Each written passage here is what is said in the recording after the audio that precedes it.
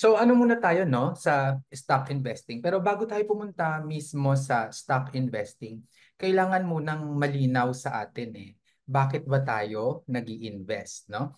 So ano ba yung mga reasons natin para tayo ay nag-i-invest? At ito yung mga malabong sagot na parati kong naririnig. So number one, para dumami o lumago yung pera ko. Hindi yan hindi yan malinaw sa akin dahil nga ang parang bakit mo gustong dumami yung pera mo at saan mo yun gagamitin? Actually, kung masasagot mo kung saan mo gagamitin yung pera mo, then yun yung maganda na purpose niyan. Tapos, ang isa pa na sagot nila ay para yumaman. Pero again, yung pagyaman ay iba-iba yung ibig sabihin niyan sa atin, ano?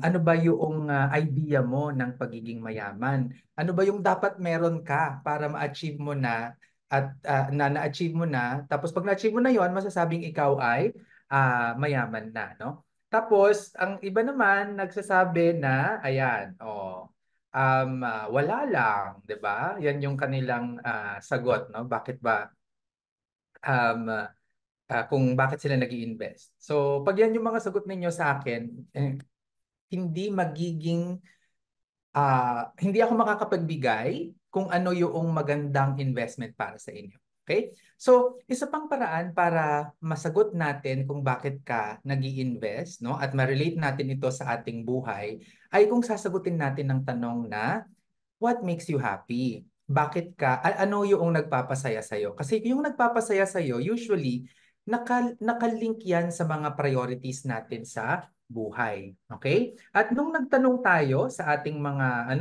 nag-survey tayo, ano yung mga priority life goals ng mga Pilipino? Ang mga sinabi ay, ayan, 55% retirement, 15% sariling bahay, mapagtapos ang anak, magkanegosyo, at mabayaran ang utang. So dapat, ang gagawin natin, ima-match natin yung ating mga goals, life goals, doon sa investments. Kaya ang tanong dyan ay, tama ba yung co-op share capital o kaya ang stock market, no? Para sa life goal na gusto kong ma-achieve, di ba? So, yon.